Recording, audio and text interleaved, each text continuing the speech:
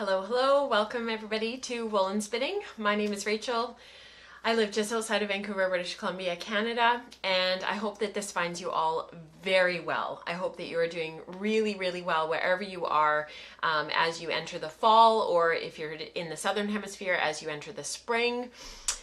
It is episode 220. No, that's not even like correct at all. 299.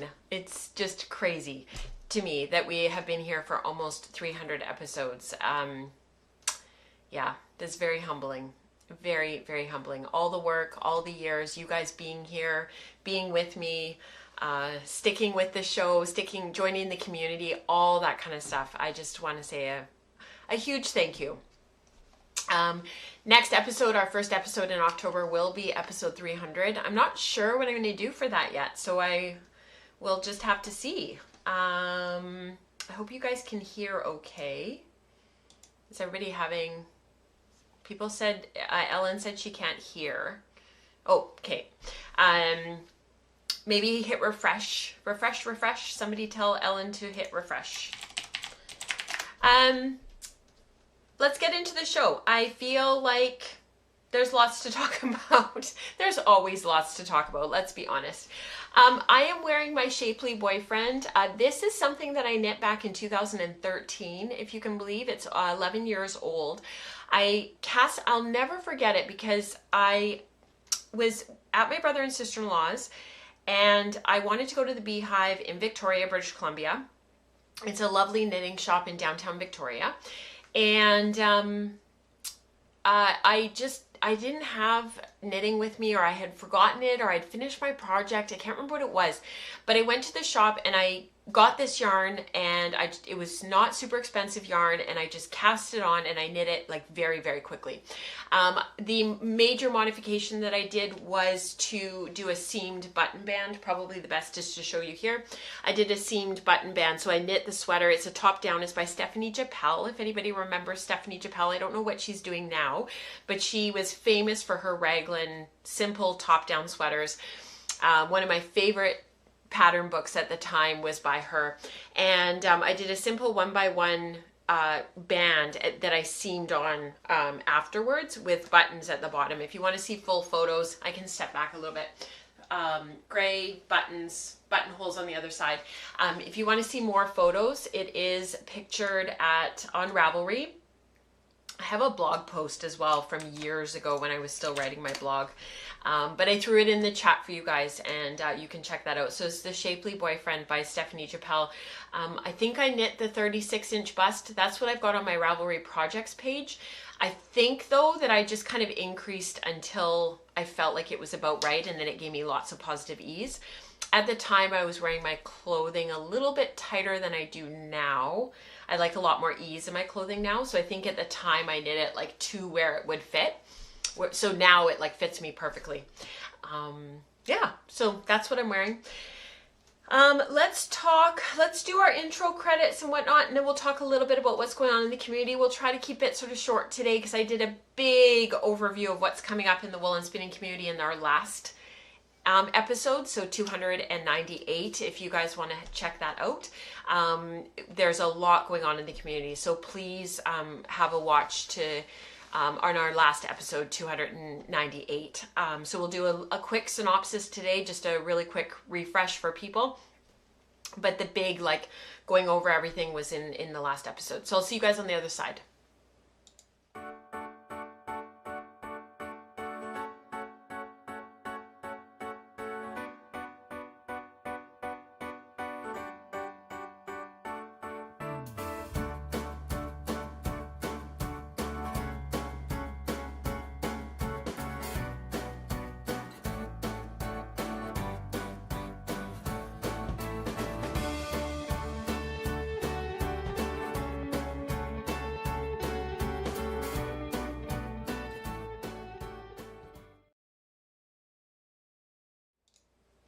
All right, so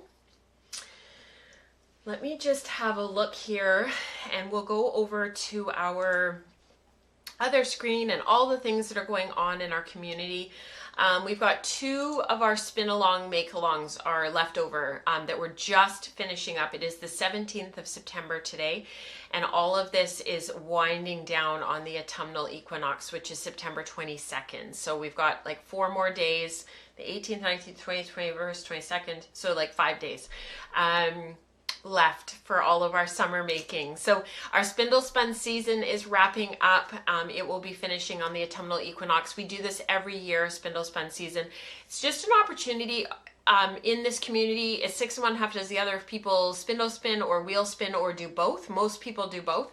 And we really celebrate spindles in our community. And spindle spun season sort of started out a few years ago as an opportunity just to work with our spindles more, and now it's just become a yearly thing that we do to really celebrate spindles. So that is coming to an end this weekend, and then our emotional chickens spin along, knit along. I've got lots of chickens to share with you guys today.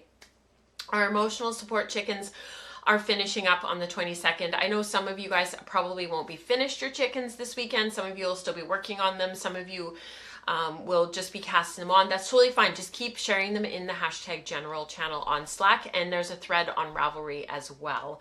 I'm really excited to see those continuing to come and see you guys continuing to work on those. I probably will not get one made this year. It's just been a little bit too crazy. For those who know what's going on, you know, and for those who aren't quite so in the loop, if you haven't been in spin group the last couple of weeks, for, you know, because of life, back to work, back to school, all that stuff, I've been without my car now this is the 6th week. So it's just been a lot of back and forth and a lot of extra driving and just a lot of stuff. So hopefully I will have it back on Friday this week, hopefully, but you never know. These things tend to take time. So that is what's going on with our spackles. In terms of our year of yarn, so this is our big 2-year study that we have been working on. This has been I can't believe how much this has brought the community together. I knew that it probably would. I knew that, when we do studies like this, it just brings us together just because it does. But this has been truly awesome, this study thus far. And this is what I talked about in quite a bit of detail in the last episode. So please go back and watch 298. We are starting our part 3 of our study of Sarah Anderson's book, The Spinner's Book of Yarn Designs. I normally have my book right here next to me, but I actually have it in the other room because I was reading some stuff the other night and I left it there. Spinning Pearls comes out. If you're a member of the Patreon community, you get these every Sunday I think they're in your inbox when you wake up on Sunday morning, kind of thing. And the wolves, and so that's archived content that we've had in the past that we're taking a relook at because it's specific to whatever we're looking at currently in Sarah Anderson's book. We are jumping into part 3, like I just mentioned, on yarn structure right now. So we're looking at all of the different structures of yarn outside of just traditional 2-ply and 3-ply. And so Rebecca's doing a deep dive over the next many months, probably 3 to 6 months, on the Wool Circle, which streams on the opposite Tuesdays to the live stream. And then Spinning Staples is like the dedicated book study group, and they meet every other Thursday, the 2nd and 4th Thursday of each month. Queries and Explorations, so unrelated to the book study, separate to the book study, and separate to our Sarah Anderson's book. This group has been meeting for about 4 years, almost 5 years now, and 4.5 years. And we are exploring drum carding at the moment. I had kind of thought that as we delved into fine-tuning our drum carding and getting into our carding, I kind of thought like maybe a couple of meetings, maybe September, we would look at drum carding. I was pleasantly humbled on this past Saturday when we met. This is going to go on for a while. We have so much to cover, so much to talk about, the nuance, the details of carding, the different things to think about and look at. If that is something that interests you, please have a look at patreon.com/woolandspinning and look for the queries join tier, and if it's full, you can send me a message. We'll have a conversation. And then Maker Morning is part of the Patreon community. It's for everybody who is a member. Anybody who's a member of the Patreon community can join Maker Morning. The post comes out the night before. Traditionally, it's on Wednesday mornings, the 1st and 3rd each month. This month is completely messed up because of the car issue and having to drive Mike to and from work. So bear with me as I figure out my schedule. But I always forget to mention Maker Morning, and then I always feel so badly. I read through this last episode, and so I encourage you to go back to 298 because this is what is going on in for the next 6 months. So if you have not heard about this, the ply structures, the yarn structures, pause, read this, and then carry on with the show. And finally, in the Slack channel, you will see these posted. We have our Zoom groups that are for anybody who is a part of our woolen spinning community who is on the Slack channel. Spin group meets on Tuesdays and Thursdays. You can see there it's 8 a.m. Pacific on Tuesdays, 8 a.m. British Summer Time. Their time will be changing soon because they'll no longer be on British Summer Time. And then Fiber Prep group alternates with Weaving group on Fridays at 8 a.m. Pacific. If you see a Zoom link invite in the general channel on Slack, you are invited. And then finally, Book Club under #books channel. Becca runs this, Bethy40. She's the one that welcomes you when you first join the Slack channel. She's the one that encourages you to go to the intros channel to give a quick synopsis of who you are so that we can meet you. We have chosen the next book, and it is Fiber Shed by Rebecca Burgess. I spelled her name wrong. It's supposed to be Burgess. This is a great book. I just finished it. I really, really enjoyed it. There are some real gems in here that I really enjoyed. I learned about a couple of fiber sheds in Canada that I didn't know about, which is pretty cool. And what I think actually the most valuable thing in this book is actually some of the history that she gives around just fiber in general. She does a brief history of cotton. She does a brief history of flax in North America. I think that's really some of the real gems in this. She talks a little bit about her project that she undertook to not purchase any new clothing and only generate clothing from within her local fiber shed in California for a year that I found really fascinating. Yeah, it's a great book if you can get your hands on it. I actually listened to the Audible version before and listened to it on audio before I bought the book.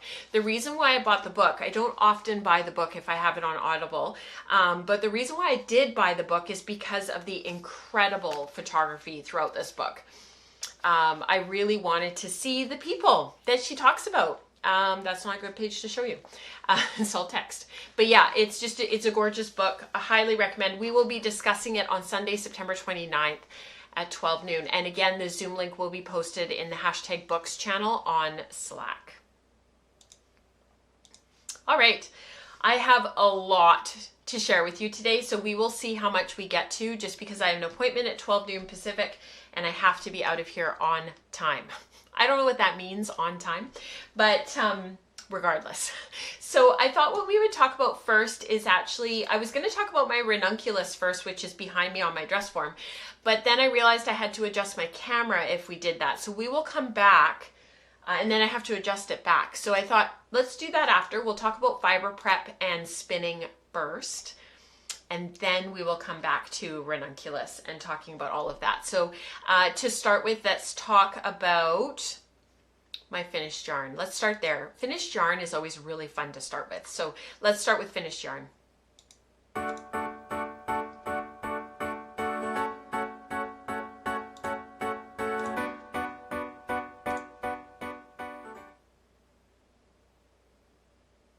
All right, finished yarn.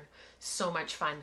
I just have to turn on, hang on, bear with me here for just a sec. I just have one setting that I need to adjust. All right, finished yarn. So I finished my MellyKnits yarn. So let's just have a quick look. This yarn was a bat that I bought at Knit City, Calgary from my friend Melissa Goulet, who is the genius behind MellyKnits. If you do not follow her on Instagram, I would highly recommend jumping on board at MellyKnits, M-E-L-L-Y knits. I've talked a lot about this yarn in terms of sampling. So the last couple of episodes, we've talked a lot about sampling. We had talked at the beginning of the summer about covering my sampling process in a little bit more detail, what I do now versus what I used to do. My process has definitely changed over the years. In some ways it's more straightforward, and in other ways it's more complicated. So this spun up really, really quickly. It was about 200 grams of fiber in the end. It is a traditional 3-ply, and it's a really fascinating blend, and that was part of the reason why I felt so motivated to sort of work on it and work on it quickly.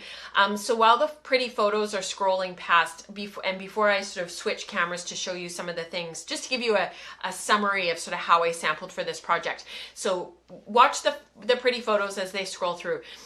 But what I was really hoping to do with this project was to generate enough yarn of a certain wraps per inch that would knit up at a certain gauge, which we'll talk about in just a sec, to knit a specific project. So this is the project that I was hoping to create, and this is called the Oolong Tee. It is not supposed to scroll. Weird. There we go. The Oolong Tee by Amy Shear. And I had seen Horizon Fibers at Knit City wear this, and she knit it with, it was a sample knit actually, so she didn't knit it. She said that one of her sample knitters did it for her. But she knit it with sort of some positive ease. It wasn't quite so fitted. It sort of sat, the tank part sort of sat over her shoulders a little bit, so the ribbing kind of came over a little bit, so that it sort of had like this sort of, sort of general feel of drape and ease to it. The yarn that she used had wool in it, and so I sort of got really inspired and felt like, oh, that would just be an awesome shirt to wear to show sort of what we can do with some of these wool cotton blends that are out there. And why I was really quite taken with it was partially because of the opportunity to just work with a slightly different yarn, work with a slightly different blend. So to that end, if you have a look here, this is what I started off with, and I showed this last episode, but this is what I started off with for my spinner's control card, and I hope that the camera will focus in here. Might have a little bit of trouble at first. Not sure why it's having trouble. There we go. So the original blend was 20% organic cotton. Oh no, this was the Dorset. This was another blend that I did. So this is the wrong card. I wonder if I have the right card. You guys get to see how I organize everything. So this is all of the samples that I've got that I'm working on for the cotton workshop for School of Sweet Georgia right now. And these are all of my different control cards. There it is. So it's actually still in my binder. I grabbed out the wrong card. Binders for the win in terms of keeping yourself organized. So here is the control card that I started out with, and let me see if I can just hold it properly there. So 20% organic cotton from Cotton Man in North Carolina, and then 10% mulberry silk, which was sari silk, and then the rest, the 70%, was the CVM. And it was actually Erin that had carded all of this up. It wasn't Melly. Erin had done these. And so my initial test skein, which is this little buddy here, that I just loved. I applied this guy up and I just thought, yes, 100% yes. It was 75 yards and 23 grams, which gave me a grist of about 1,400 yards per pound. We're going to talk a tiny bit about grist later because of a comment that somebody left about something that they had made. And these were the original CVM locks. It's kind of, the light is right here, so the camera wants to there's just a lot of light. The camera can't see the nuance of it. Maybe if I show it here. So you can see there's a little bit of gray in there. It's a CVM, CVM Rommeldale. So it's got that gray in there, a little bit more medium in terms of micron count, and it's not coarse. It's definitely next to the skin, but it's not soft like you would expect from say Cormo. That's like butter. So And then of course these were the original little sample skeins that I had done. This was the 2-ply. I just felt like there wasn't enough substance to it. It was a little bit lacking in structure and lacking in sort of je ne sais quoi. It just was a little bit flimsy, for lack of a better word. And then when I did the 3-ply, this is a little chain plied sample that I almost lost a couple of weekends ago, but somebody found it and gave it back to me. It just came out so beautifully that's when I did the larger skein. The reason for doing the larger skein and going through this whole process was because I'm working to a specific project. And so this is the little knitted swatch that I did. And you can see, I'll show you on the bigger camera here, just because the light is so bright. You can see, the sari silk coming through, that little bit of tealy blue, a little bit of texture. And that's the thing about this yarn, is it came out with that slight texture that I was really hoping for. If you look closely at these photos, there's that little bit of texture that comes through from the sari silk. It's not a super perfect, smooth, really super perfect yarn. It does have that little bit of texture from the sari silk, and it does have that tweed-like effect. The other thing that it also has, because of the cotton, is that little bit of texture and that little bit of a tweed effect. And so as I was spinning it, and I showed how I spun it last episode, I had all of those videos for you guys, so check out 298. Apparently that was a really good episode. I've already referenced it like 5 times, and we're only like, what, 20 minutes in. The cotton just added that little bit of texture as well alongside that sari silk. I grabbed the skein yesterday and I stuck it against James's cheek, and I was like, look at how soft this is, and it's so soft. He just gave me a look. He was like, no. So apparently it's not super soft, but I think it's like super soft. I think it's softer than this, but we'll see. So knitting will commence this week as soon as I finish my ranunculus, because I do want to have this sample finished for filming the Sweet Georgia workshop later this year. I don't know when I'm going to be doing that, but I am looking forward to having something that is in a wool cotton blend to speak to in that upcoming workshop. So looking forward to that. Really happy with the finished yarn.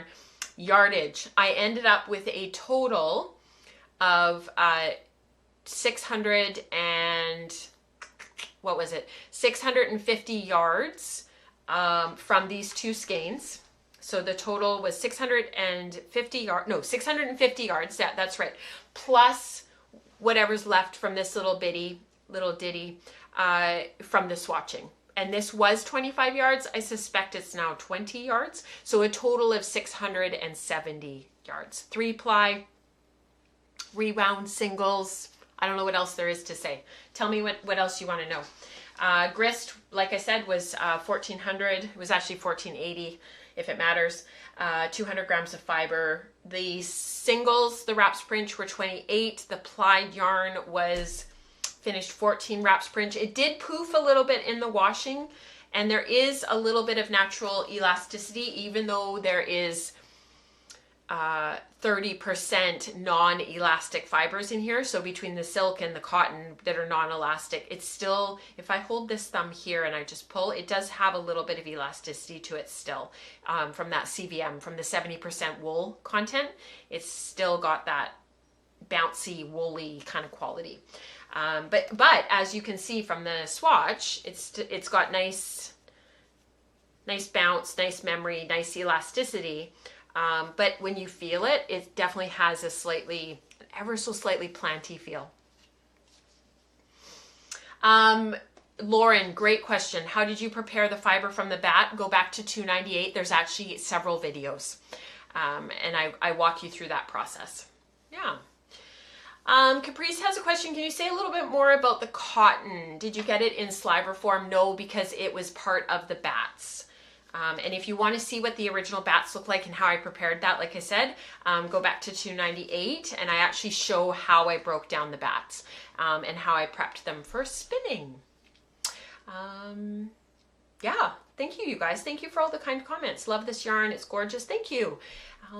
Such a pretty tank. You could even mount a fresh jersey panel just in the front below the V.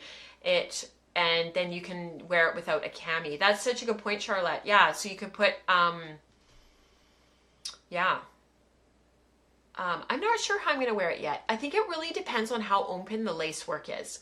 Because the way that, I can't remember her name, I'm so sorry, but the Horizon Fibers, the way she was wearing it, she actually just had a very simple bra on underneath and you couldn't even really see it. It was still very modest, you know, still really looked really nice. Nice. I know Lauren says 298 was a winner. Apparently, we're going to be referencing that episode for a while, apparently. Okay, next, because otherwise we'll be here all day.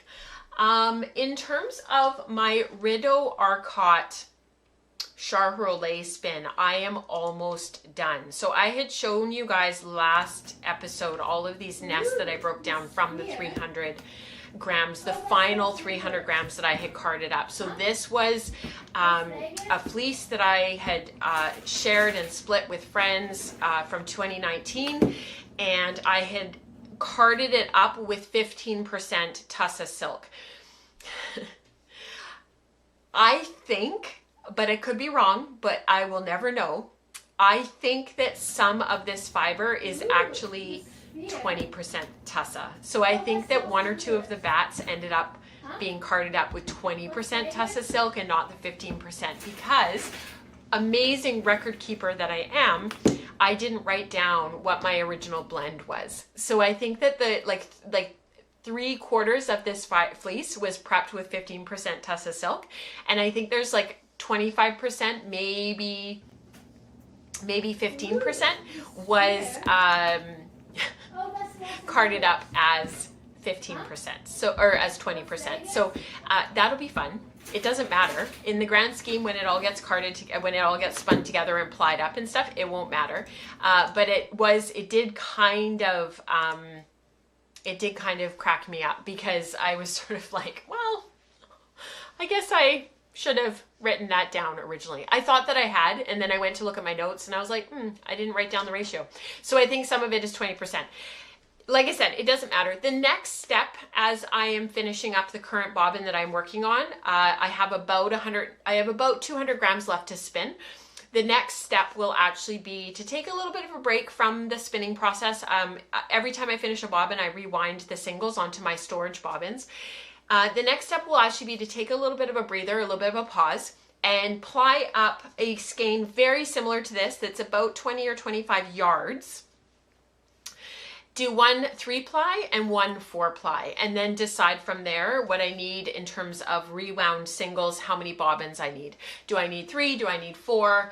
I just need to try to figure out how to make them relatively even, that I can ply up most of the yarn without having to then rewind again to redistribute singles to get the right amount, because I'm not actually sure if this is going to be a 3-ply or a 4-ply. I'm not loving that pretty much everything I'm knitting right now, or have plans to knit, not everything I'm knitting right now, but everything I have plans to knit is on 3mm needles. I'm not loving the 24 stitches per inch. I want something a little bit thicker. So I am thinking that this will be a 4-ply, and that hopefully I can knit something on like 4mm needles instead of 3.5 and 4 and 3mm. Best laid plans, friends, best laid plans. This will get dyed. I don't know what color yet. I'm leaning towards a greeny kind of grello, because if you know me, but I'm not sure yet. And so that led me to, I'd really like to prep something and work with a fleece that is not white for a little while. And so that led me to the next thing that I've been working on. So this is a combination. This is, so I have a lot of fleece in my stash right now. As you guys know, that is the direction that we are going in. That is the direction that I am working in, to eventually be working almost exclusively from fleece. I went through my stash over this past weekend just because I was looking for some other things. And one of the things that I sort of realized is I actually do have a lot of braids still in my stash that I have not spun down. I thought that I had spun through a lot more than I have, and the nice thing is they're nice. I like the colors. I'm looking forward to spinning them, etc., etc. But I am sort of on the path of wanting to spin those down and hopefully combine them with other projects where I can then put them in as like a yoke of a sweater or color work in a hat, knit some socks. I'm finally getting ready to maybe start knitting socks again. It's been, the last pair that I cast off was at the end of 2018. That was the 2 years that I knit like 13 pairs of socks in 12 months. I'm starting to think that I might cast on another pair at some point soon. So as I was going through my stash, I have a couple of fleeces that are these remaining 2019 fleeces that were the ones that I split. So the Rideau-Arcott Charollais blend cross was part of that. The Frisian that I did a number of years ago, that was part of that. The Dorset that I finished this past year was part of that. So I have 3 more. So there's a Cotswold, a Shetland, and a Clun Forest. So those are sort of the remaining 3 that are like partial fleeces. And they all look like this in terms of size. So they're all kind of about this size. They're not very big. They're sort of a couple of pounds at most. In some ways, not a huge amount of preparation, but you know, enough. Enough that I need to sort of make like spend some time on them. So let me show you what I started the other day. So this is the Shetland. So this is the Shetland fleece. These are the locks, typical primitive, typical Shetland. You've got really blocky locks at the bottom. And then you've got really pointy, long, curly things at the top. This actually has quite a bit of crimp. This actually is quite lovely. And what I started doing, and it's not double coated. So I thought that this was a double coated fleece. When I picked it up from a friend, I thought that she had said that it was a double coat, but then when I looked at the judging sheet, it was not. So it's unfortunately quite, I think it got a bit fulled in the washing. I think the fleece is a little teeny tiny bit fulled.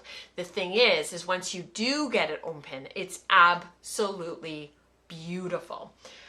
It is absolutely gorgeous. And there are some really, really beautiful colors in here. There's a lot of it is this creamy white, but there's this whole section that is this gorgeous gray. Let me just pull out one here, see if I can show you the gray part.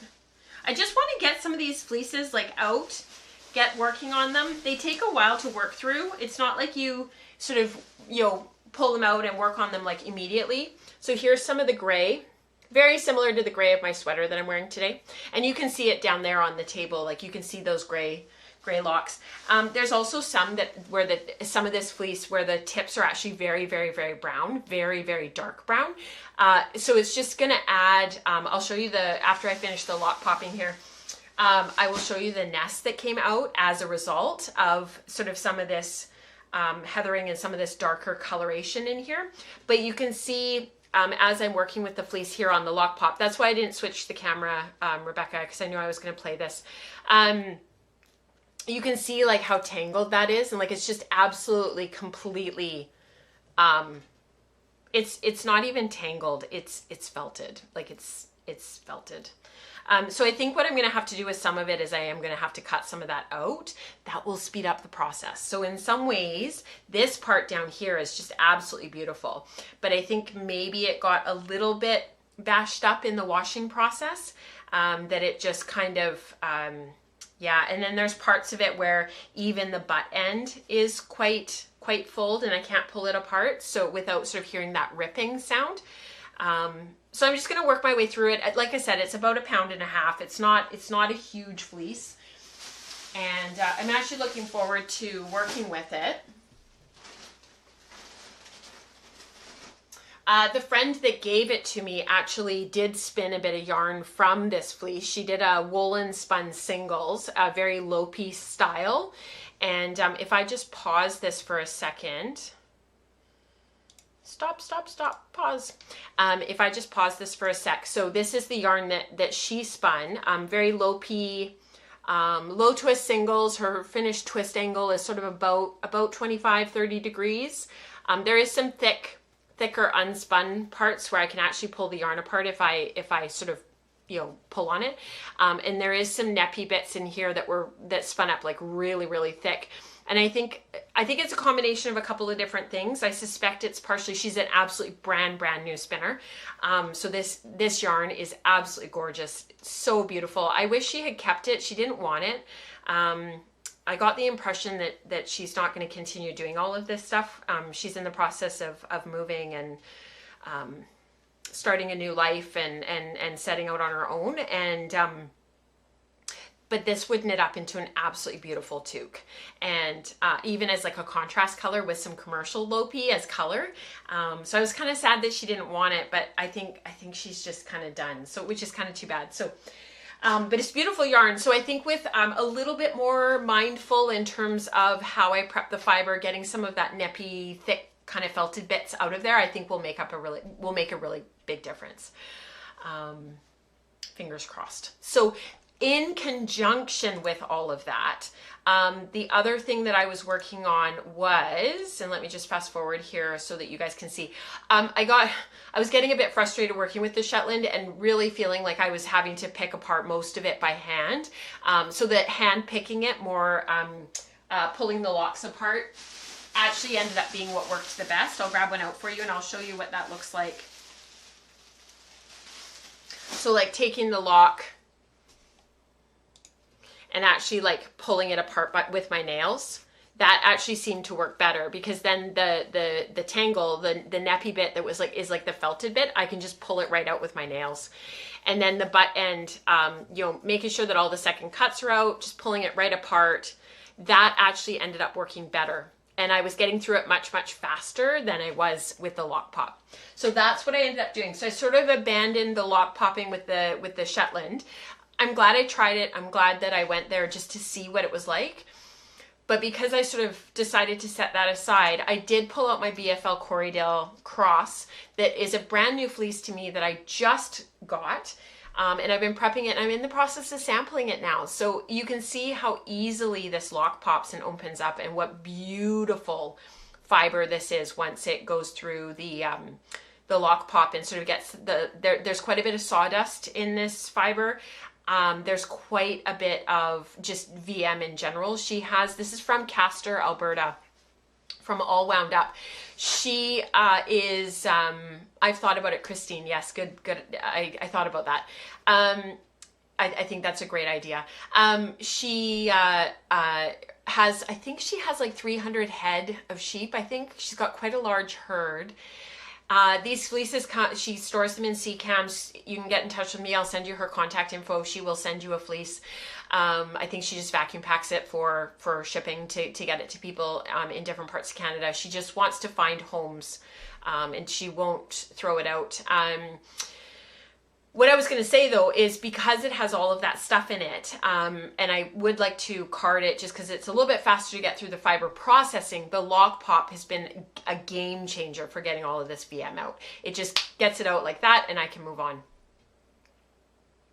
Yeah, Rebecca says she just washed up a bit of this fleece that I stole from you. It floofs. Does it ever?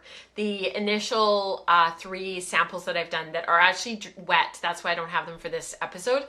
They're hanging in our bathroom. I did a short forward, a short backward, and a continuous backward sample.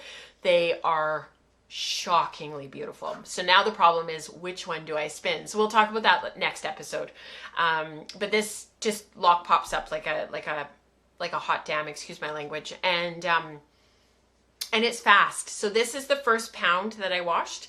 I'll work through this first pound and then I'll wash the next pound and the next pound. It's quite a big fleece. It's the biggest of the 3 that I got from her, and I'm just going to work on this in the background slowly and get through it. It's such a pleasure to work with such a beautiful fleece that in some ways it'll be kind of a nice slow soil to garment project when over the next couple of years, because I'm in no rush to finish it, and it's just going to be really fun to work on this in the background and, you know, prep. Like when I'm done this pound, I'll do the next pound, and then I'll see what my grist is and see how much more I need to prep, and we'll go from there. So yeah, super fun. All right, so this is the BFL Corriedale cross. So this is not a blend, this is a cross, this is an actual sheep. Oh, and she said if I email her with the fleece number and I email her with the bag, they tag the bags that the fleeces go into, she'll send me a picture of the fleece and the name of the fleece, so the name of the sheep. So not a picture of the fleece, a picture of the sheep and the name of the fleece. No, the name of the sheep. Oh my gosh, you guys. We will get there. So that's that. So those are the 2 fleeces that I'm working on right now. And then, oh, and I will switch cameras for this because this is the funnest part. So that Shetland that I hand-picked. No, I grabbed the wrong bag. Bummer. Okay, I'll show you the Cotswold instead. So I will show you the Shetland next time. So the third fleece that I'm working on is the Cotswold. So this is one of the other little bitty fleeces that I've got in my stash that I'm trying to work with. I'm not a lover. I sort of stop when it comes to long wools. I kind of stop at Romney. Romney is kind of my like the furthest out I will go in terms of like the long wools. Any longer than some of the medium stapled Romneys, I'm kind of done after that. A lot of it is because they don't bend very well, and a lot of what I do with my yarns is knit with them. Even though I want to work towards more weaving, it's just right now with our life, it's just not super realistic. So I do still create most of my yarns to knit with. This was one of the fleeces that Kelsey bought for all of us to split, and I ended up with about 1.5 pounds, almost 2 pounds, but it's not actually that much fiber because as the micron count of these fibers increases and gets higher and they get coarser, they also get heavier. So 15 grams, which is what I'm weighing out here for my samples, is like, it's really fast to prep compared to the BFL Corriedale, which is a really light, fluffy, very fine fleece. So this Cotswold, the locks are unbelievable. And if you watch the video as I'm chatting, I show you some of the locks and you can see how long they are. They are longer than 15 centimeters or 6 inches. They're about 8 or 9-ish inches, about 20 centimeters. They're quite long. And they, as you can see, like they pick out really super quickly. They go through the lock pop like that. And I have gotten so used to carding at least 3 or 4 passes at least, and then pulling out my hand crank carder to do my little nests. So like my final step is usually these little nests that I pull off of my hand crank carder. So my new sort of over the last month or so, my sort of process has been on my motorized carder, 3 or 4 passes minimum, and then a final one on my hand crank to get my little 5 to 7 gram nest. Well, not so with the Cotswold. I lock popped it, I threw it, you can see how quickly it opens up and how easily it opens up. I had my 15 grams done like that, and I carded it twice. I passed it through the carder twice, and it was, do I have a photo of the carding? I have it on a different, where is it? Oh friends, where is it? I have it for you. While you're watching the beautiful lock popping, let me find the carding, because I was shocked at how quickly it went through the carder. It was awesome. It was such a relief, honestly, like for lack of a better thing. It went through so fast. So this is not the this is actually not the Cotswold. This is the Shetland being carded. So I will show you the Cotswold next time, and how quickly it truly carded. Like it was insane how quickly this carded. But the Shetland went through, this was the 3rd pass already. So this was hand-picked open, and the Shetland just went through beautifully the first time, came off really nicely. And then these are just my samples that I've been doing that I was mentioning to you guys. So about 15 grams-ish. And with the Shetland, I'm not sure how I'm going to spin it. I'm going to play around with continuous backward and see what I think. So this was the 3rd pass already. I didn't turn the camera on until later, mostly because I was in a deep flow state. I don't know what happened. Sometimes when I do fiber prep, I really find it difficult to keep going for a long time. I just get, I think it's physical. I've been having troubles with my hip, and now that my hip is so much better, I've been getting into these, like, you know, just being able to have the stamina to stand to do the fiber prep because my hip's not bothering me anymore. It's been a game changer. It's been a game changer. You can see how quickly it goes through. This is the 4th pass, and then I throw the other half on top. This is another about 7 grams-ish throwing on top.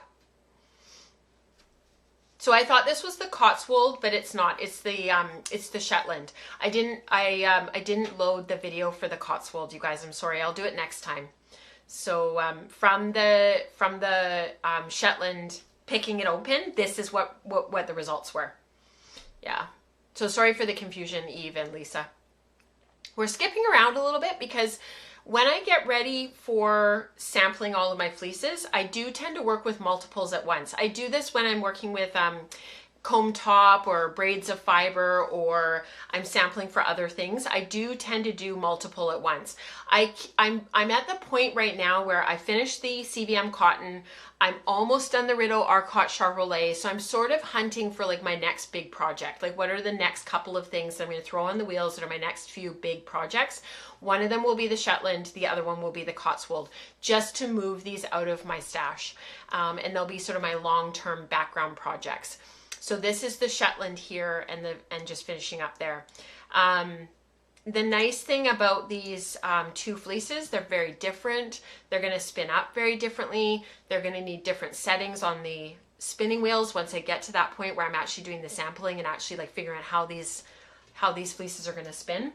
And for the Cotswold, this is how it ended up carding up. So just like butter. And you can see the sheen from the cameras. And this doesn't have any add-ins. And that is my next step, is what do I want to add to it to bring out that sheen even more. I'm leaning towards silk. I'm actually leaning toward, you know what I found? This is why I was going through my stash the other day. I was looking for, what do I have in my stash that's fun? What's in there? What do I have? I have a lot of stuff in my stash, as some of you know, but it's like bits and pieces. And this is what I found. And I'm pretty sure that this is what I'm going to put with the Cotswold. It is peduncle Tussa silk, 100%. I've got 100 grams total of this stuff. It is this beautiful, warm, woolly stuff. I did put the Cotswold through the Carter Eve. I did, yes. Thank you for clarifying. And it's this long stapled peduncle fiber that's just woolly and silky, and it'll just make the Cotswold, because most of the Cotswold fleece is that gray brownish kind of color. This is just going to make it even more woolly colored. It's just going to make it even richer in terms of the brown. And you can see how long stapled this is. It's very, very, very long stapled. So I'm thinking 20%.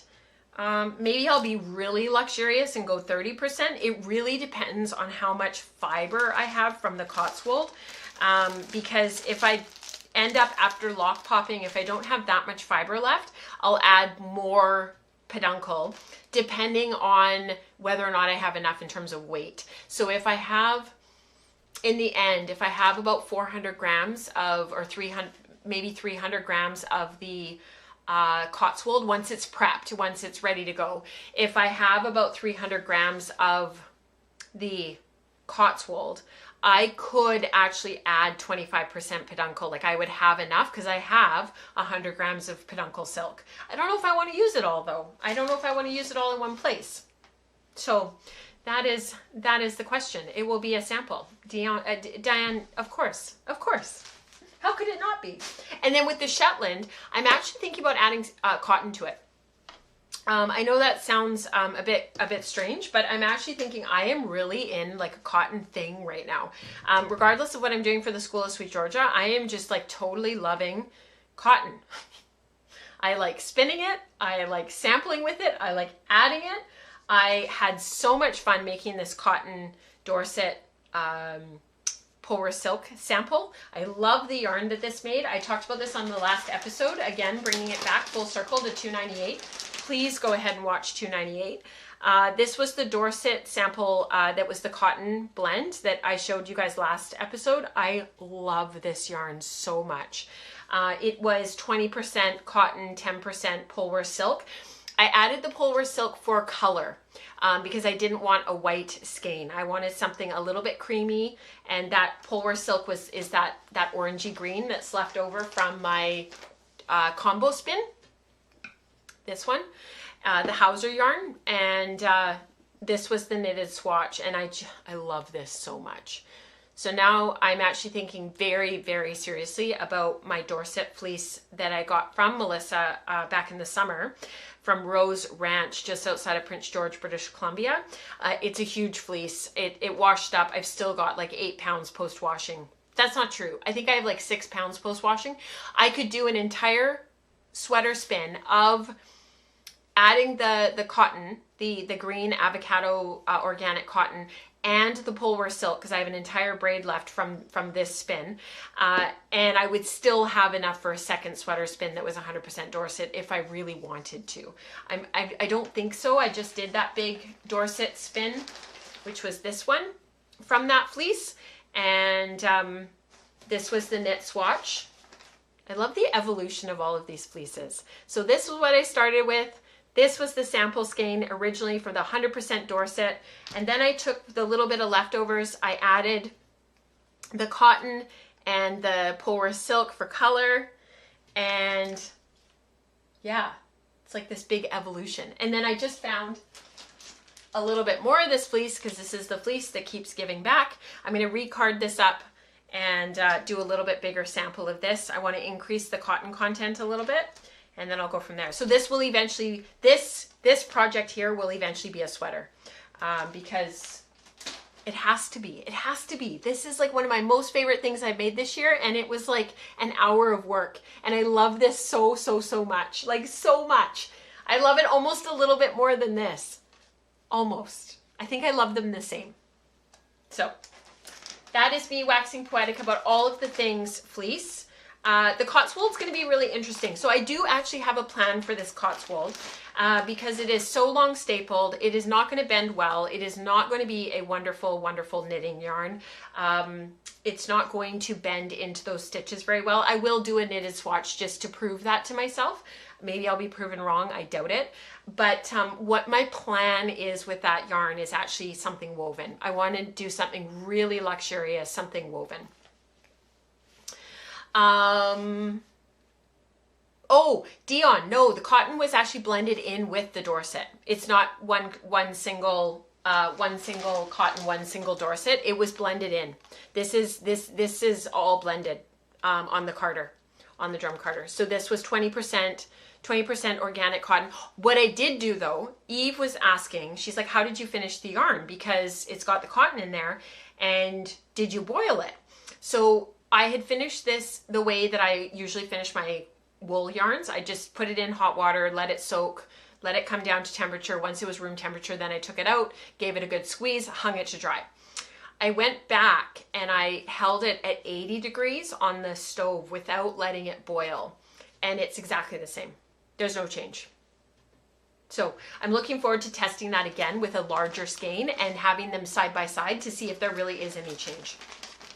I will report back because I am fascinated with that experiment, because that green, the organic green cotton that is in this should have gotten darker. It should have changed color, and I don't see any evidence of that. So either 80 degrees is not hot enough, 80 degrees Celsius is not hot enough to get the cotton to really truly boil and scour, or I didn't hold it for long enough, or it did change, but I just don't see it to the naked eye. I'd have to look at it like under a microscope or something. Experiments will continue. Experiments will continue. Oh, the other thing I found in my stash, I found some gray Angora, and Diane, I thought of you because I'm not sure what I'm going to do with this. I've got 2 of these. I was actually thinking about doing a sample by adding some of this to the Shetland with the cotton only because I am quite concerned that I have the same problem as you, Diane, with the itch factor and having it against my skin. When I spin Angora, I often have a very similar reaction that I do to alpaca. So I will do a little sample and see. If I can't tolerate it, I think what I might do is actually cart it into some bats and we'll do some giveaways. Yeah, the washing soda, yes, thank you, Dion. I should have mentioned about that because yes, I was going to finish it as you would a cotton yarn. So I was going to add the washing soda and I was going to add the regular detergent, like very mild regular laundry detergent with no scent, just plain, and finish it as if it was a cotton yarn. Yeah, because yes, agreed. It's the pH thing. Yeah. The pH is what often will change the color of these cottons. We can go into that in more detail in a future episode because we are going to run out of time because we have a lot. We always have so much to talk about. I always feel so rushed on the podcast to talk about all the things. Because, I mean, that's life. All right, let's talk about knitting.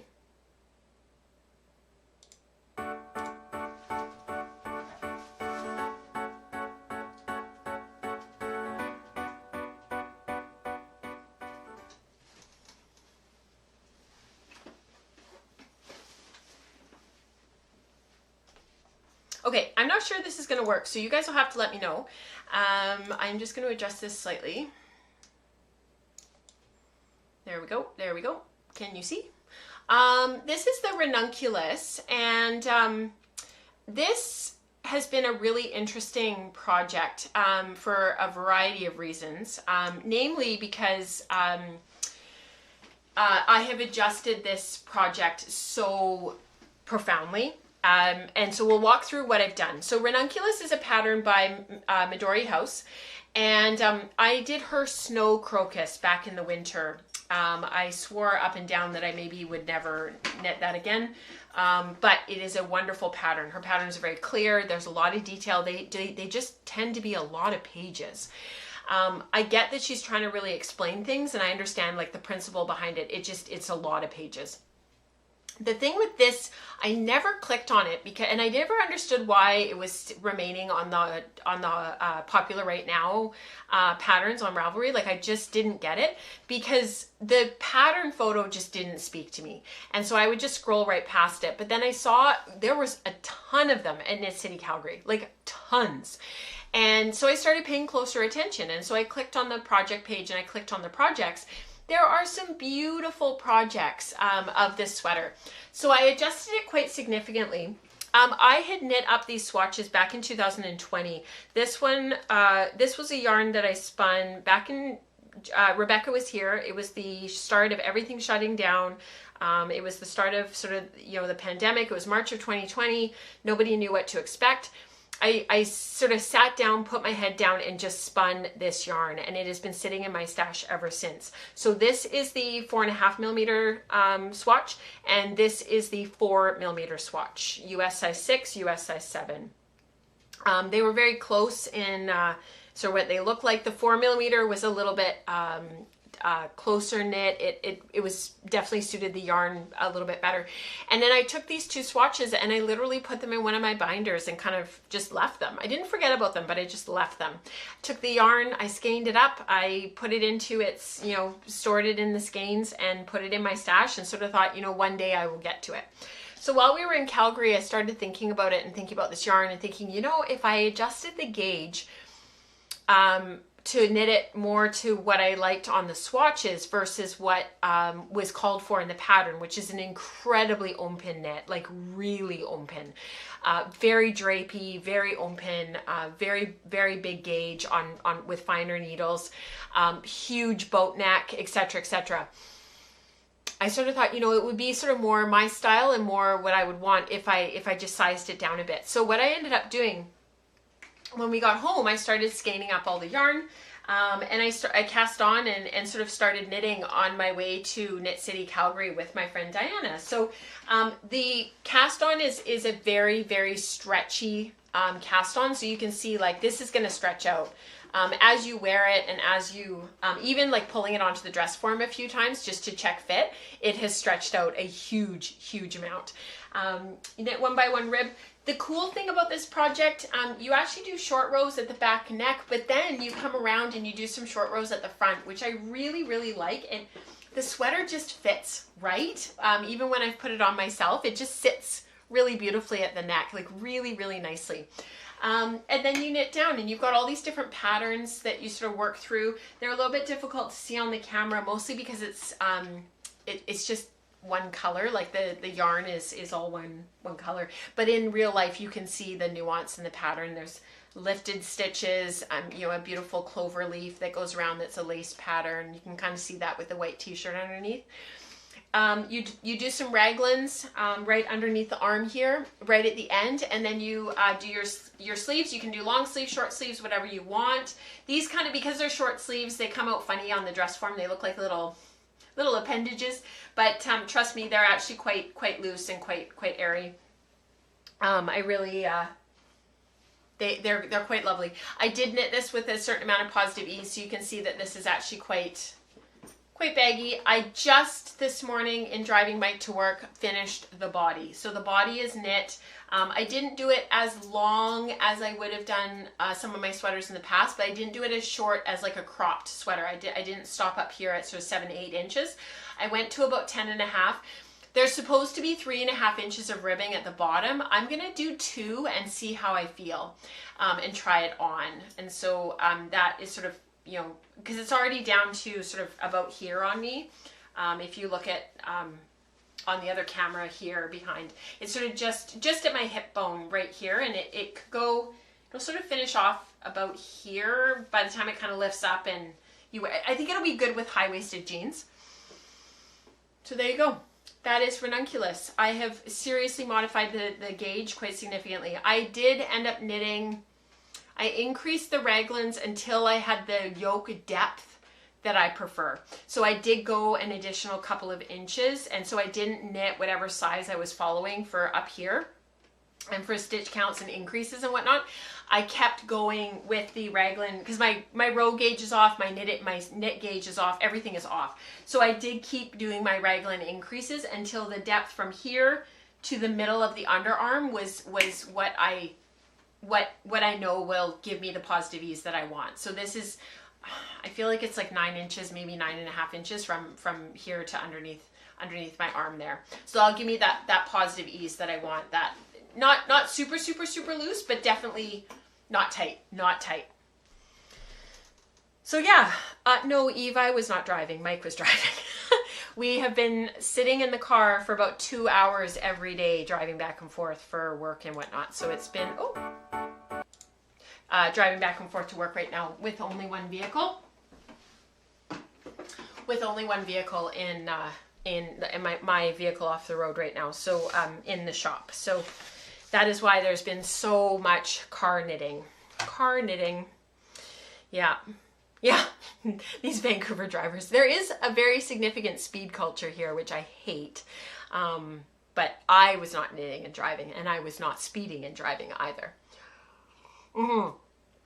I love the color as well, Diane. And yes, this is, I can't say the name of this colorway on the podcast because we'll be kicked off. We'll be kicked off YouTube for illicit content. But if you look in the live chat right now, the colorway is up above. Rebecca popped it in. The other thing that I wanted to mention was when I was a newer spinner, and I still feel like a beginner I'm doing all this sampling with all these fleeces and I'm skipping around as I'm trying to explain it to you guys, and I still feel like I'm a beginner. But when I was a newer spinner, I had this thing, I don't know what it was, it's just a mental block about tying my skeins. And so I wanted to talk about this just for a moment, bear with me. I did not tie my skeins very well, and I will be the first to admit that I basically tied my skeins in one place. So just using my recent spin here as an example, I would tie my skeins here where the two ends of the skein met. So I would skein up my yarns and I would tie it up in this one spot. So you've got this one tie that goes all the way around where your two ends of your skein meet. And that would sort of fasten it like that, with the one sort of twist, if you will, to lock the two ends together. I would do an overhand knot, and I would wash and finish my yarns. I would skein them up, put them in their little skeins, and put them away. Present Rachel is quite ticked with past Rachel because I knew better and I taught better, and I would tell other people, especially if they were going to be dyeing their skeins, to make sure that they tied them in at least 4 spots. So that spot plus 2 or 3 more at least, and if you're dyeing them, even more. And I've heard some dyers say to tie them in at least 6 spots. So the one spot where the two ends meet, and then at least 4 or 5 other spots. Did I heed my advice? No. Did I heed it from other people? No. So when I pulled this yarn out and I went to skein and I went to put it into its center pull ball for knitting, was the skein beautifully tied in 4 or 5 different places, and having been stored for the last 5 years, was it lovely to then skein it up, ball it up into a center pull ball, and it all went smoothly and nothing happened and there was no tangles whatsoever? No, it was so tangled, and it wasn't one skein, it was all 3. I was so mad at myself, and it's a really good moment to just like take a pause. They had gotten super, super, super tangled in the washing stage, and then by sitting in my stash for a couple of years, there was 2 spots on one skein and 1 spot on one of the other skeins where the yarn had broken, and it was probably just a weak spot in the yarn, and otherwise they were totally fine. There was no moths got into them. They were fine. But the tangles, you guys, the tangles. Tie your skeins properly. Put in figure 8 ties in at least 3 spots, at least. Because honestly, I would have had the 3 skeins wound up no problem so quickly. There's about 700, just shy of 700 yards of this yarn, and it was so badly tangled. I salvaged all of it, but I was really mad at myself. So please, please, please tie your skeins properly. Do as I say. Do as I say. So let's do community participation. It is huge today. We may have to stop early just because I've got this appointment at 12 noon, but fingers crossed, let's try to get through it.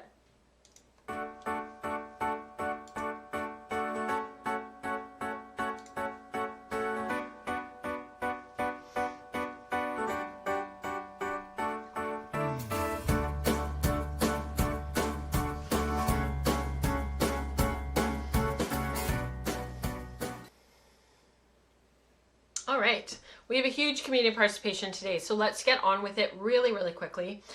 Yeah, public service announcement. That's right, Charlotte, public service. If you're a newer spinner, please, please, please tie your skeins properly. If you're an experienced spinner and you don't tie your skeins properly, tie your skeins properly. Year of Yarn, we've talked about this already.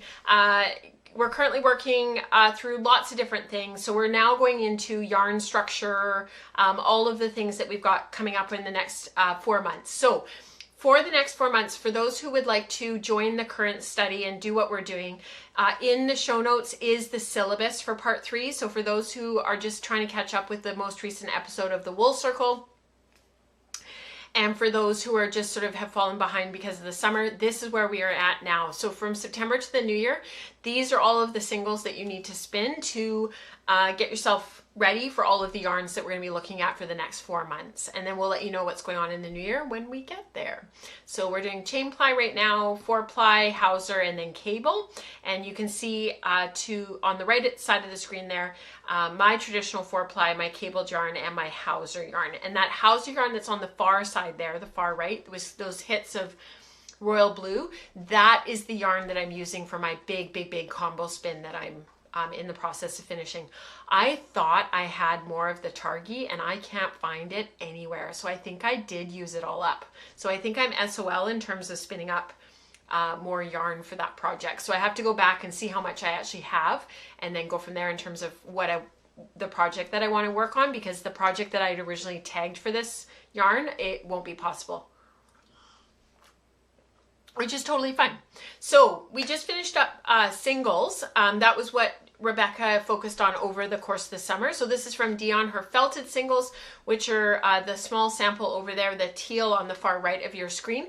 And then her fold singles, which is the rainbow. Rainbow is over 1,000 yards. I can't wait to see what you do with that one, Dion. That's just beautiful yarn.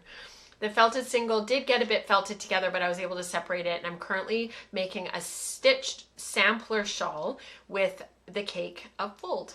Beautiful. Gorgeous. Can't wait to see that, Dion. This is from Susan. This was why I wanted to come back and talk about grist really briefly. So it's this post and this comment by Susan. So very first time spinning continuous backwards draft, which is wonderful, Susan. Well done. Very consistent for the excellent, and thank you, Rebecca, for the excellent demo on Patreon. I am so glad that was helpful. And the first ever chain ply. So she really enjoyed learning both techniques. That's wonderful, Susan.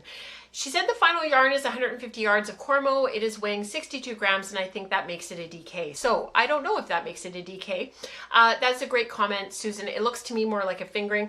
When we look at the Craft Yarn Council's charts and we look at our Handspun, and we look at the Craft Yarn Council's charts for figuring out what a yarn is in terms of the knitting weight. When it comes to handspun, that doesn't apply.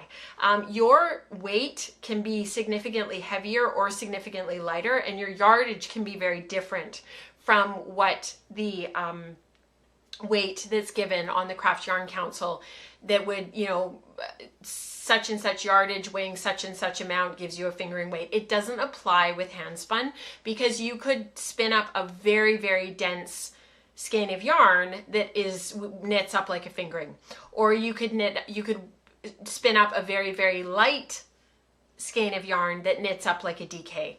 You have to do a gauge swatch and see where your yarn is knitting up and the size of needles that gives you the fabric that you like. There is no ball band with handspun, so just keep that in the back of your mind for those who are newer spinners. Those Craft Yarn Council grist charts apply to commercial yarn, and with your handspun you have to swatch. That's the only way to find out if it is truly a DK weight yarn or not. You don't know until you knit with it. This is from Lisbeth. What beautiful sampling here, Lisbeth, as well. Just gorgeous yarns recently from you guys. All of you have been spinning up just incredible stuff. I finally tried my hand at auto wrapping. On the top, I used my normal short forward draft, and on the bottom, I used continuous backwards, 10 treadles backwards and 3 treadles for winding on, in hopes that the gold thread would pool more. Even though this was fun to spin and I consider this a success, the knitted swatch is too messy for me, and I will probably never do this again. But it's good to have that in your arsenal, Lisbeth, to know how to do this. It was fun to try, and maybe I'll try a more controlled version of auto wrapping in the future. Regardless, your knit swatch there, Lisbeth, is absolutely beautiful. Gorgeous. This is from Alberto. I'm not going to read this whole thing. If you want to press pause here and read through it, I just love this so much. Alberto has I think he's here today, actually. Yes, he is. He has such a wonderful sense of humor, and actually almost everyone in our community has a wonderful sense of humor. This was just so much fun. So the spin group kind of was teasing Alberto, and he was making fun of himself as well, and teasing everyone as well. Everybody can give it as much as they can take it. And they were teasing him about this 9-ply yarn. And so he literally picked up the gauntlet. It was like, done. I will do a 9-ply yarn. And I think it did start out as a joke, but it also was sort of this like challenge that everybody was like, well, how many singles could we combine to make, a yarn and still keep it in the realm of being a yarn that we would actually want to work with and actually want to knit with, so that it doesn't end up with like a radius of like 2 inches. Alberto, this is amazing. I just love this so much. He says that he blames Lisa, but I don't know. I blame all of Spin Group, maybe except for Glenda, because she's so quiet. So he did his 9-ply. Couple of learnings that he took away from it was how to manage the singles. So he ended up dividing them up through a comb that worked the best with an elastic band over top so they didn't jump off. One of the other things was having his 3 lazy Kates set up so that they were separate enough so that as the singles came off, they didn't tangle together. There was quite a bit of stuff that really worked. He says in his comment, Laura Fry says a yarn under tension is a yarn under control. I know Abby Frankmont says the same thing. He says it was definitely true for working with this many singles. What was wild to me was that each Kate of 3 bobbins plied better when combined into one slot in the dog comb versus 3. So keeping them separate. Since this is a sample and it was super fun except for the tangles, after finishing I got 343 inches of 9-ply yarn, 12 wraps per inch, which is a perfect sport DK kind of. I mean, that'll just be a great sweater yarn. No pressure, Alberto. Weighing 5.25 grams and calculating that it's about 4,825 inches per 100 grams, 134 yards. Not exact, but it is the best I can do. That's pretty amazing. Super stretchy with the 9 plies, and the pick is the thank you to Lisa and the Friday Spin group. So cool. He says in the chat, tensioning each single is really important. Yeah, and Lisa says totally Alberto's fault, but didn't it turn out cool? Absolutely. This is really fun. This is what a group of spinners who are looking to challenge themselves, looking to level up. This is the kind of stuff, the shenanigans that goes on in Spin Group. Love it. Yeah, I want a sweater. Okay, emotional chickens, because these are so much fun. This is from Mary. I love this question, so maybe you guys can chat about it in chat because I don't actually know the answer. Agatha, love that. Agatha is now fully knit, but I need to see her together. Should I wet block finish her first? And is there an easy way to match a stitch, garter stitch? I don't know. Mary, inquiring minds want to know. You guys get to it in chat. I want to know. I don't know. Did you guys block your chickens first? And did you, and what stitch did you use for the garter to garter? I actually really, I don't know. I want to know. And the name, Agatha. I just love that. This is from Diane. Meet Noel. Who will guard the couch at Christmas time. In the spirit of diminishing stash, I used languishing dish rag cotton, and she's so perky. She's beautiful, Diane. I love her. I love her scarf. Love that. This is from Megan. This is Maple, my emotional support chicken. She found a friend. I had to fly to Denver to teach the rest of the week at CU. I think that's Colorado University. I thought I might take it with me for a little support, but it's too big to fit in my backpack. This was all very old hand-spun scraps, like from my very first year of spinning. Fun to work with and see how much I've grown. I love that. She's beautiful. And this is also from Megan. Maple found a friend. This is Cherry. My son knit her. There is a photo in the Slack channel, if you guys haven't seen it, of her son holding his chicken. I didn't want to throw it in the podcast just in case of like photos of kids, and I wasn't sure about how Megan would feel about that. But I showed him how to do a short row, and he took it and ran with it. He knit the entire thing himself, and I sewed it up. That's amazing. This from Linda Sue. This is Gertrude. She joins the ranks of emotional support chickens, entirely handspun. She is plump and firm, ready for hugs. She was born at the Oak Creek Library on September 6th in Colorado. Amazing. I love how much fun you guys are having with the ESCs. I just think that that's really what this has shown me, is that you guys are just literally having fun with it. And I think that's wonderful. Spindle Spun Season. This is from Charlotte. Hand processed Jacob from lock popped waist, pulled through the front of the lock pop. She drum carded it one pass with Sorry Silk and Silk and Oil, pounded into the big, she held it over the top of the drum. Roving was pre-attenuated and then pulled off through a diz, then support spindle spun and 2-plied. This yarn, Charlotte, is just beautiful. I measured the wraps per inch from the skein rather than from one end. Since the yarn is bumpy and rustic, I got about 12 wraps per inch. This can be an incredible toque. I know you don't need a toque living in Texas, but honestly, beautiful. This is from Stephanie, still spindling along. 4 turtles from IST Crafts yielded a 51 gram, 224 yard skein of 2-ply Falkland. That is beautiful, Stephanie. Absolutely gorgeous. This is from Rebecca. We have to take a moment and pause and just be like, all the hearts, all the celebration, all of the amazingness. I'm calling my spindle spun season finished. Pick one is the 6 skeins where the singles were spindle spun. 3 or 4 were applied on a drop spindle, but don't ask me which. So those are the skeins here in the photo that's right next to the text. And then the second pick at the far side is all 10 skeins from this summer. I haven't counted this, but it's well over 2,000 yards, spun May through to mid-September. And this is all of Rebecca's experiments with Kiviot and wool blends. So I think these are all like varying degrees of 50-50, 75-25, etc. So I hope that she talks about this more on the Wool Circle coming up and gives us like a full rundown of this project, mostly because inquiring minds want to know. So please do that, Rebecca. No pressure.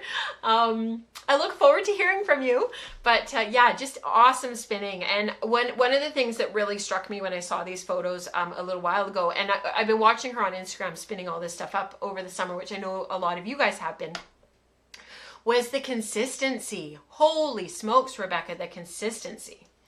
So yeah, hint taken. Love you.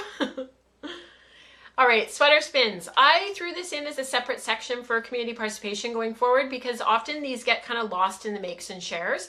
And it's really, I think going forward, I'm going to keep sweater spins separate.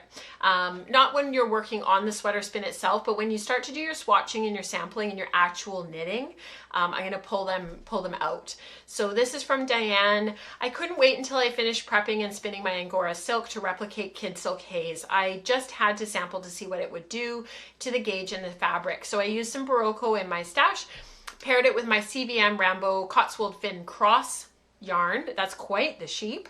Talk about identity crisis. I love the look with the halo. I love the drape. I love the resulting fabric on the needles, but the gauge is off by half a stitch per inch, which those of you who know over 4 inches, that starts to really add up, especially over the yoke. The other thing that Diane found was the Angora is really itchy and she's finding it really difficult to tolerate next to her skin. So she's back to the drawing board. But beautiful swatch, Diane. And I love this photo. It's so simple and effective. I just love this photo.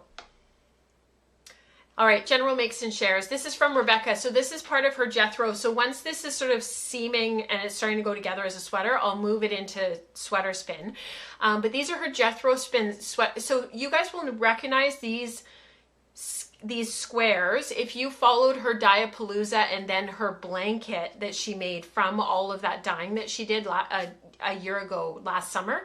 So the summer of 2023, she chronicled her whole thing on the Wool Circle, and this is what came of it.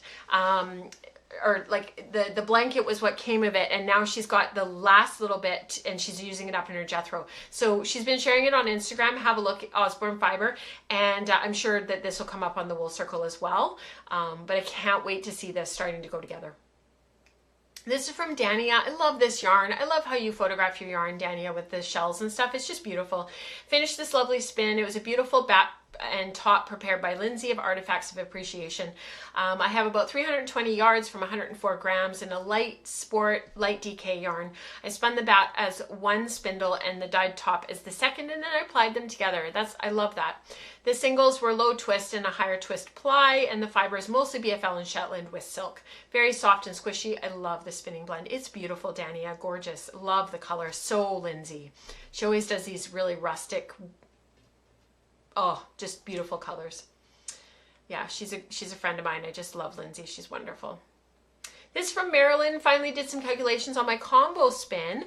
It's been done for a while, but I never got around to calculating my yardage and taking photos. This is going to be a sweater spin for her, and then she'll use the remainder for a weaving project. It's a mix of Polworth silk, and a little bit of merino. 1,600 yards per pound, roughly 1,500 yards of actual yarn to work with. And then she's, her wraps per inch is about 12. Thank you so much, you guys, for sharing everything that you do and for doing all the things that you do. I really appreciate it. I love that you guys are so forthcoming with your sharing and your making. Thank you, thank you, thank you. I hope you guys have a wonderful couple of weeks. Next week, same time, same place, is the Wool Circle on September 24th. And then October 1st, we will be back with episode 300. It just boggles my mind. So in the spirit of experimentation, I hope you guys are doing a ton of sampling. Knit up your swatches, share them, weave up your swatches, share them, show us your little sample skeins and your the places in your sampling process that you're running into some road bumps or some roadblocks or some challenges or just not sort of sure where to go. Please share and we'll help you navigate all that. And until next time, happy spinning. Bye guys.